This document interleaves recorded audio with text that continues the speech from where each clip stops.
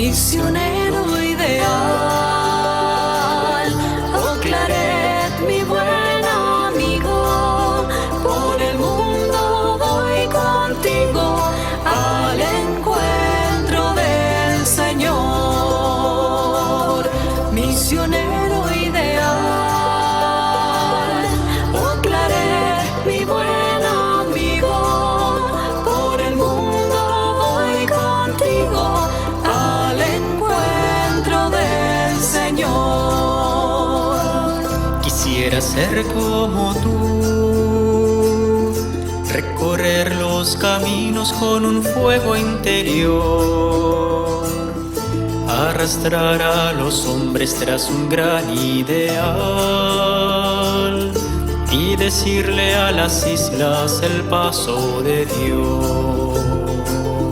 Misionero ideal, oh Claret, mi buen amigo, por el mundo voy contigo al encuentro del Señor. Quisiera ser como tú, trabajar todo el día en la viña del Señor, que otro use mis redes, que otro use el telar, mi denario, mi herencia, el rostro de Dios. Misionero ideal, oh Claret, mi buen amigo, por el mundo voy contigo al encuentro del Señor. Quisiera ser como tú y sentir la ternura del materno corazón, quien me envíe su brazo a los pueblos del sur y me diga al oído: tu madre soy yo. Misionero ideal, oh Claret, mi buen amigo, por el mundo voy contigo al encuentro del Señor. Quisiera ser como tú, caminar 1000 senderos, proclamar sin temor, una mano en el tiempo con la otra hacia Dios, y escuchar al Espíritu: ya viene el Señor. Misionero ideal, oh Claret, mi buen amigo, por el mundo voy contigo al encuentro del Señor. Misionero ideal,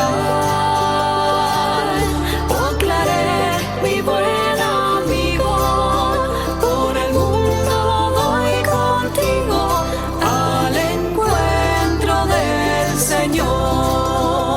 Por el mundo voy contigo al encuentro del Señor.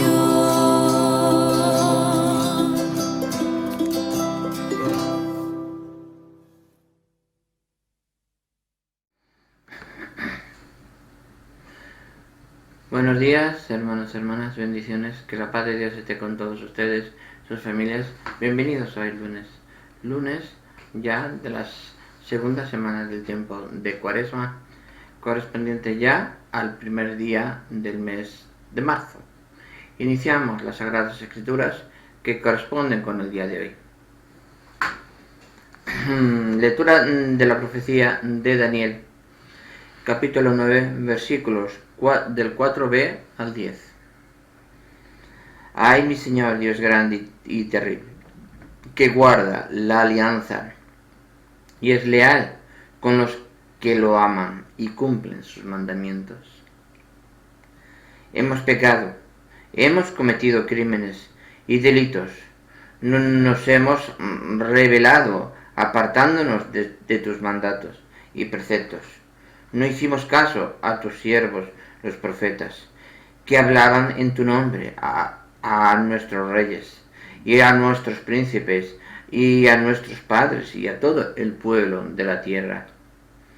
Tú, mi Señor, tienes razón, y a nosotros nos abruma la vergüenza, tal como sucede hoy a los hombres de Judá, a los habitantes de Jerusalén, y a todo Israel, y a los de cerca y a los de lejos, y en todos los países por donde los dispersaste a causa de los delitos que cometieron contra ti.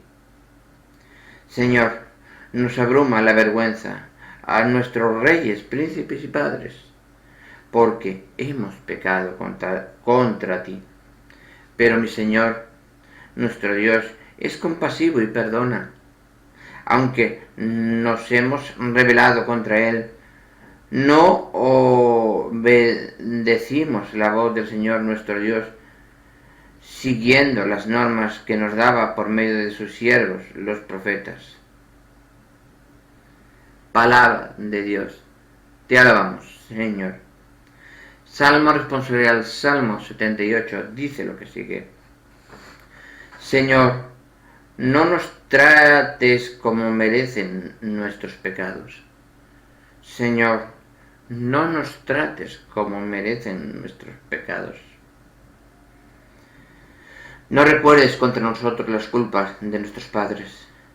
Que tu compasión nos alcance pronto, pues estamos agotados. Señor, no nos trates como merecen nuestros pecados.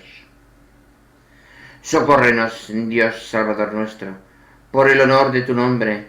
Líbranos y perdona nuestros pecados a causa de tu nombre. Señor, no nos trates como merecen nuestros pecados. Llega a ti tu presencia, el gemido del cautivo.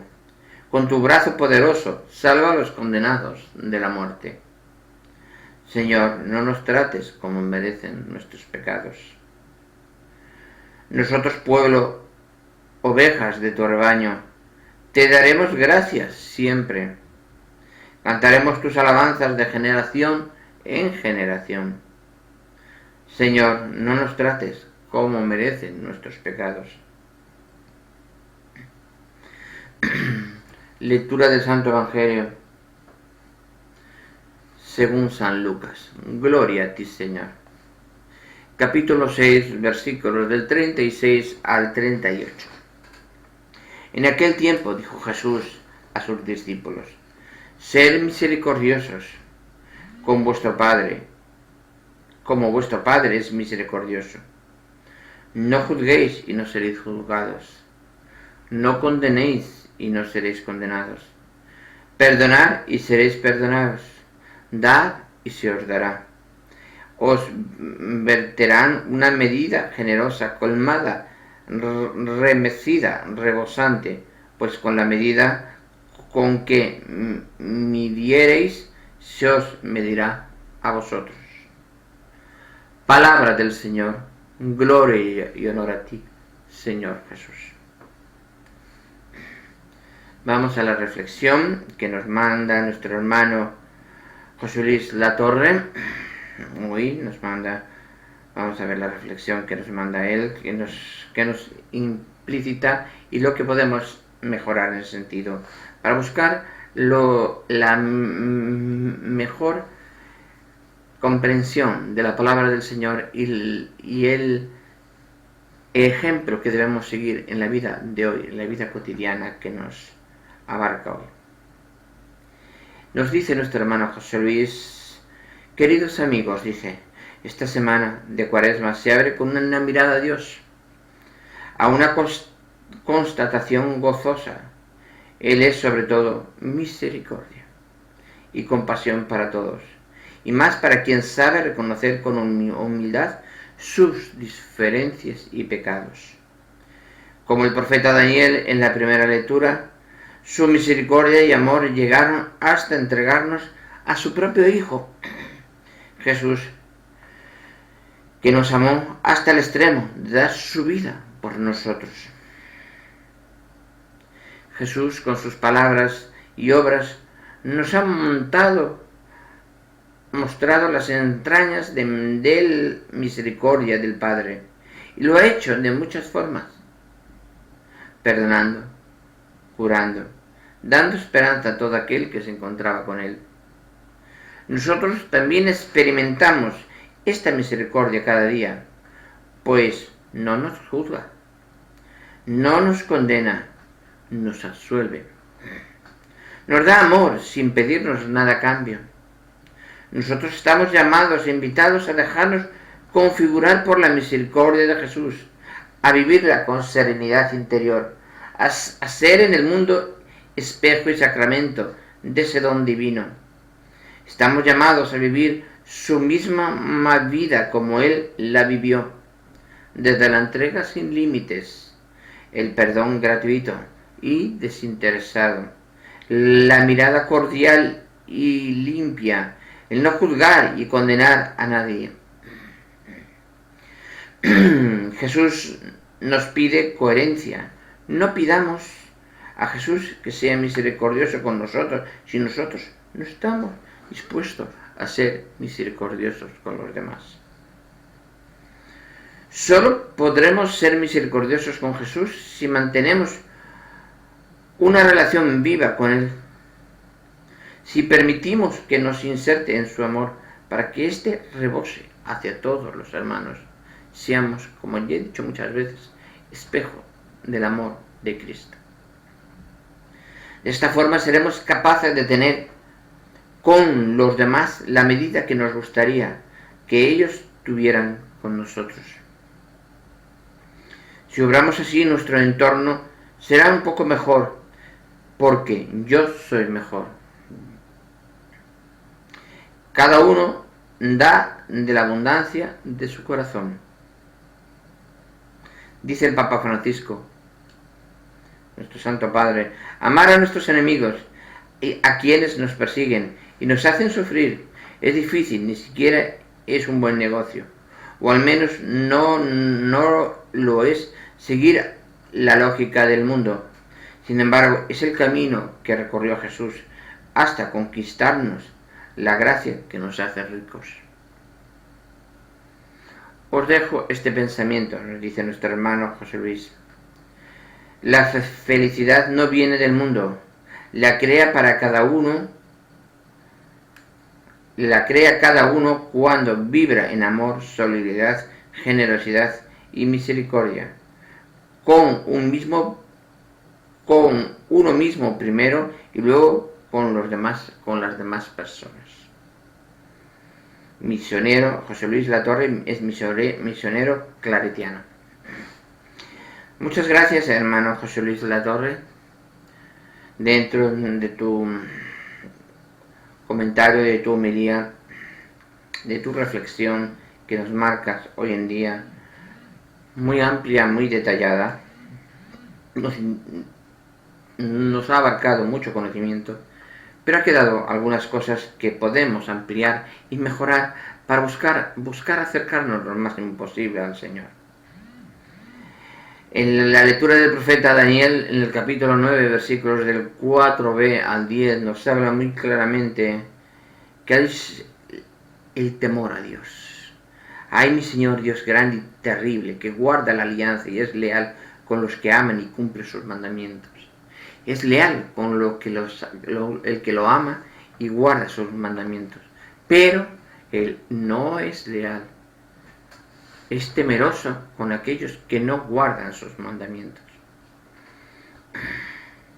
El que reconoce sus pecados, dice, hemos pecado, hemos cometido crímenes, hemos cometido delitos. El que reconoce sus errores, sus delitos, sus pecados, y tiene un propósito de enmienda. Tiene que haber dos cosas: reconocimiento, propósito de enmienda, y tercera, no volver a pecar,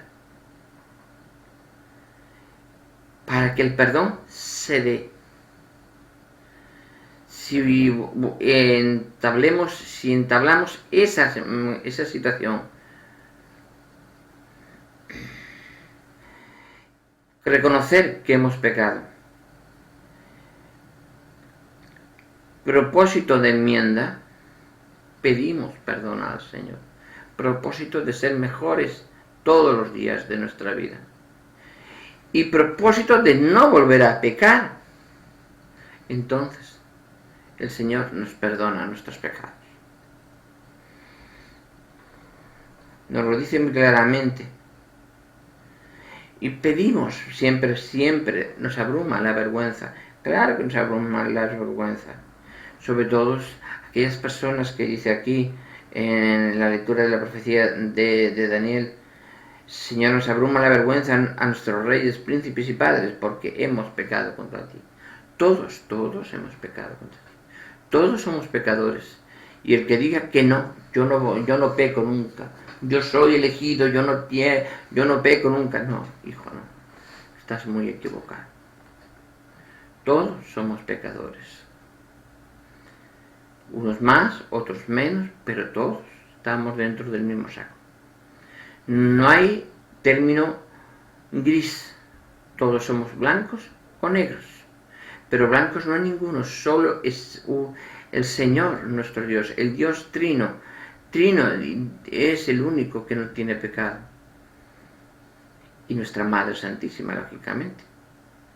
Porque es pura. Es la Inmaculada Concepción. Porque el Señor nació de María, el primer sagrario vivo que estuvo en la tierra. ¿Cómo no puede tener el cuerpo puro del Creador? El Creador hecho carne, la palabra hecha carne, el Verbo hecho carne. Si la vasija que lo contiene no está purificada por el altar de Dios,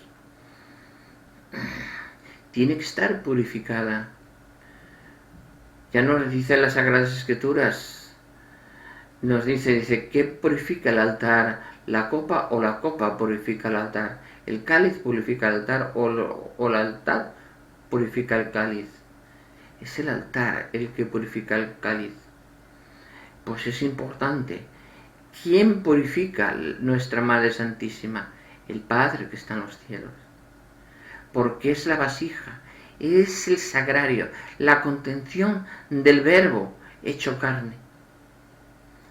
Ese Verbo que se ha dado carne para la salvación de toda la humanidad. Nos ha sacado a nosotros de la cruz y se ha puesto Él, que no tenía pecado, para la salvación de toda la humanidad. Y el Padre dijo: haz esto si quieres que el mundo se salve. Yo el mundo lo voy a salvar si haces esto.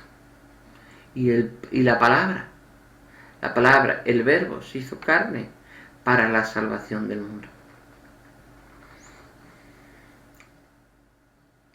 El Salmo nos dice muy claramente, el Salmo 78, Señor, no nos trates como merecen nuestros pecados.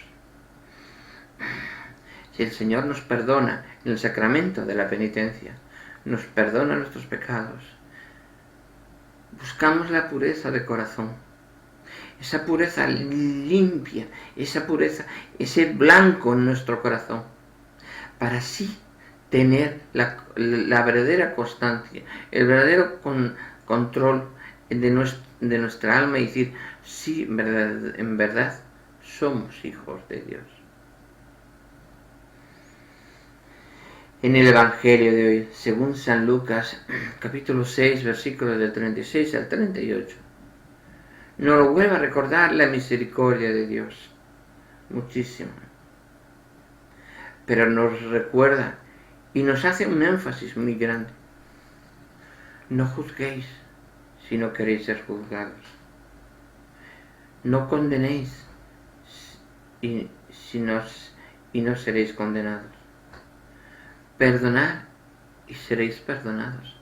Porque no puedo pedir perdón al Señor, a Dios Padre, a Dios Hijo y a Dios Espíritu Santo, si yo mismo no doy perdón a mis hermanos.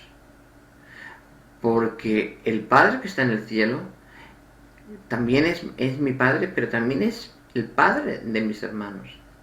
Y un padre mira por la conversión de todos sus hijos,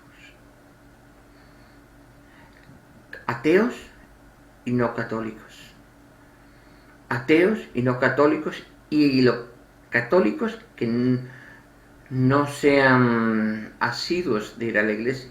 ¿Para qué? Dice el Señor, pues te perdono, pero vuelve a casa. Vuelve a casa. El hijo pródigo, vuelve a casa. Dejaré lo que estoy haciendo y ese día será fiesta en la casa del Padre.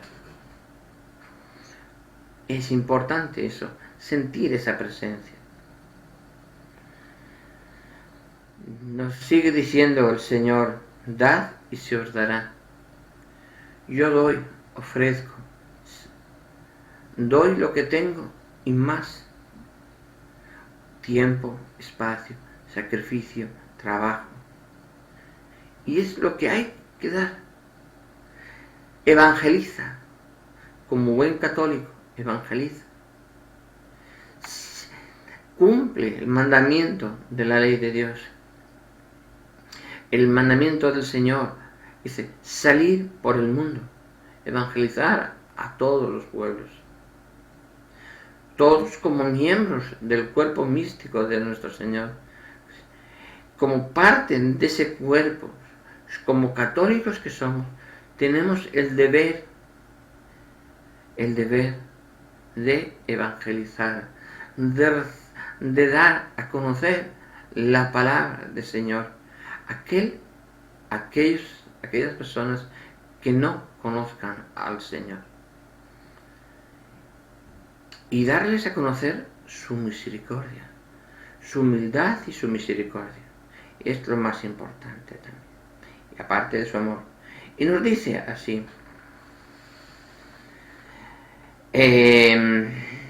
Os verterán una medida generosa. Esa medida generosa viene dada por la misericordia, colmada, remecida y rebosante. Pues con la medida que mediréis, seréis medidos. Con lo que yo ayudo a los demás, con yo lo que sirvo a los demás, con lo que tienes que ser, entonces es con la medida que el Señor, cuando esté delante del Señor, es como me medirá a mí. Es importante tener esa conciencia que el Señor está para que el Señor nos... Vamos a ver, es que el Señor nos quiere que lo amemos. El Señor nos ama. El Señor es nuestro Padre. Es el Dios trino, el Dios omnipotente, el Dios verdadero, el Dios único. El Rey de todos los ejércitos. Por eso os digo, hermanos, todos, yo no estoy en contra del ecumenismo. Yo me gusta la confraternidad entre todas las religiones. Sí. Pero hay una base firme y no hay otra fórmula. La base firme lo dice las Sagradas Escrituras. Tú eres Pedro y sobre tu roca edificaré mi iglesia.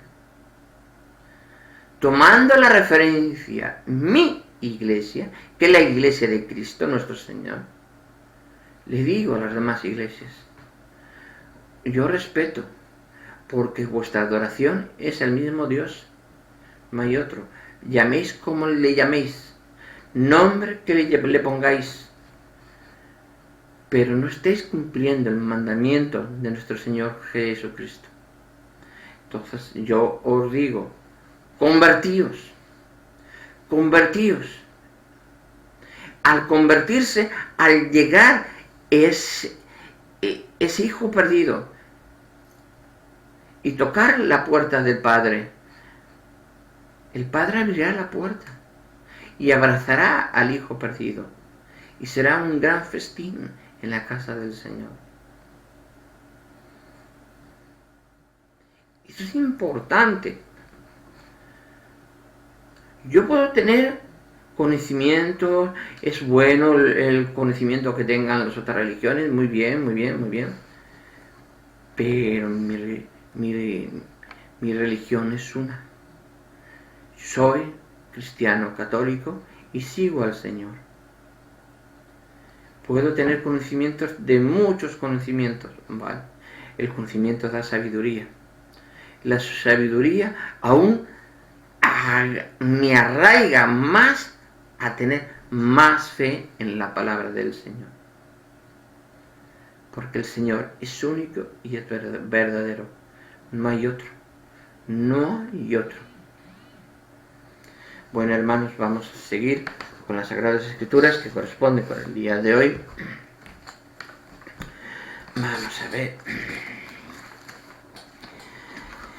Vamos al capítulo 20, nos toca hoy, del segundo libro de Samuel. Vamos allá. Se encontraba allí un hombre perverso, llamado Seba, hijo de Bicri, un benjaminita que tocó la trompeta y dijo: nosotros no tenemos parte con David, nosotros no tenemos herencia con el hijo de Jesé, cada uno a sus tiendas, Israel. Los hombres de Israel abandonaron a David, se fueron con Bicri, pero los de Judá siguieron a su rey, desde el Jordán hasta Jerusalén. David entró en su palacio en Jerusalén, y el rey tomó a las 10 concubinas que había dejado para guardar el palacio y las puso bajo su guardia. Él proveyó a su sustento, pero no volvió a tener relaciones con ellas, y estuvieron encerradas como viudas hasta el fin, hasta el día de su muerte. El rey dijo a Amasá: convócame a los hombres de Judá en el plazo de 3 días. Tú estarás también aquí. Amasá fue a congregar a los de Judá, pero tardó más tiempo de lo señalado. Entonces David dijo a Abisai: ahora Seba, hijo de Bicri, nos hará más daño que Absalón. Toma contigo a los servidores de tu señor y persíguelo, para que no alcance las ciudades fuertes y se nos escape. Con Abisai salieron a campaña Joab, los quereteos, los peleteos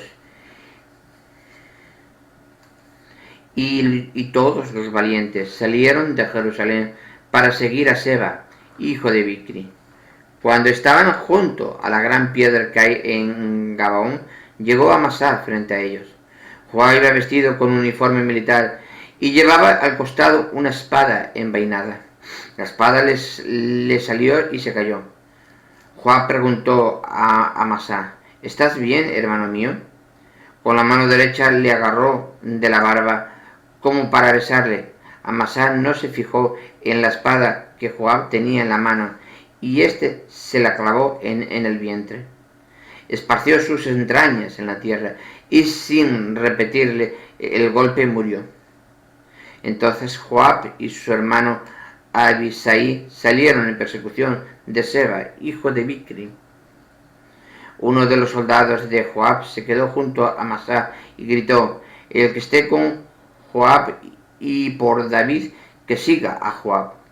Amasá, bañado en sangre, yacía en medio del camino. Aquel hombre, viendo que todo el mundo se detenía, apartó a Amasá del camino y lo tapó con una capa, porque veía que todos los que llegaban se detenían junto a él. Una vez apartado del camino, todos siguieron a Joab en persecución de Seba, hijo de Bicri. Seba recorrió todas las tribus de Israel y llegó a Bet-Macá. Todos los bicritas se reunieron y le siguieron. Los de Joab llegaron y lo asediaron en Abel Bet Macá. Levantaron un terraplén contra la ciudad, y todo el ejército que seguía a Joab hacía minas para hacer caer la muralla. Entonces una mujer avisada comenzó a gritar desde la ciudad: escuchad, escuchad, decid a Joab que venga, que quiero hablar con él. Joab fue y ella le preguntó: ¿eres tú, Joab? Él respondió: sí. Ella le dijo: escucha la palabra de tu sierva. Él contestó y escuchó. Ella dijo: en otro tiempo había la costumbre de decir, para consultar que se consulte en Abel y en Dan, y todo se arreglaba así. Nuestra ciudad es de las ciudades pacíficas, fieles e importantes de Israel, y tú intentas destruirla. ¿Por qué quieres destruir la heredad del Señor? Joab respondió: lejos, lejos de mí. Yo no quiero destruir ni devastar. No es eso, sino que un hombre de la montaña de Efraín, llamado Seba, hijo de Bicri, ha levantado su mano contra el rey David. Entregádmelo a él solo, y yo me alejaré de la ciudad. La mujer le dijo: mira, te tiraremos su cabeza por encima de la muralla. La mujer, con su sabiduría, convenció a toda la ciudad. Cortaron la cabeza de Seba, hijo de Bicri, y se la tiraron a Joab. Este hizo sonar la trompeta, y se alejaron de la ciudad, cada cual a su casa. Joab volvió a Jerusalén junto al rey. Joab mandaba a todo el ejército de Israel. Benajas, hijo de Jehoiada, mandaba a los quereteos y peleteos.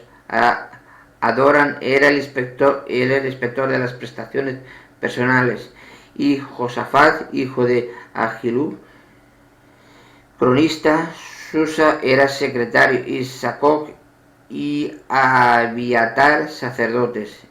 Ira de Jair era también sacerdote de David. Palabra del Señor.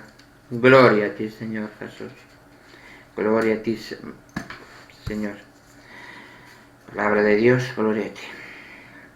Es importante lo que hemos leído, es importante.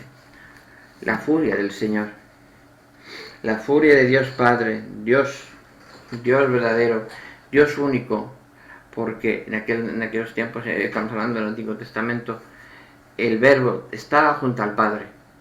El Verbo era la palabra, y la palabra era la que construía, y la palabra era la que hablaba. La palabra era Jesús.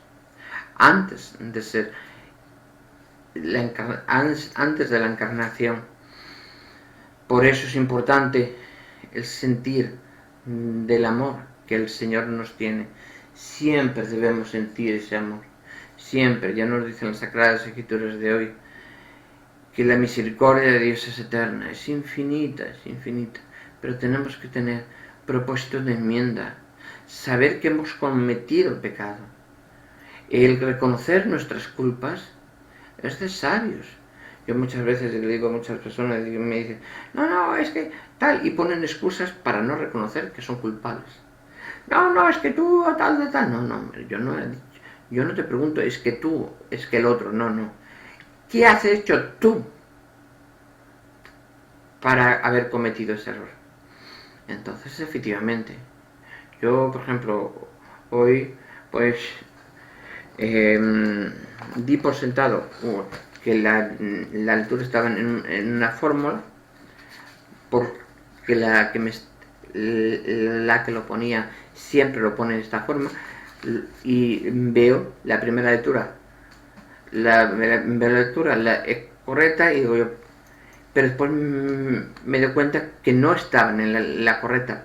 ¿Cuál? La culpa no es de la persona, la culpa es mía no comprobar que eso estaba mal hecho, comprobar si estaba correctamente, porque es la obligación de comprobar que la palabra de Dios se dice con lo que está escrito en las Escrituras, y lo que está escrito y lo que está establecido en la Santa Iglesia.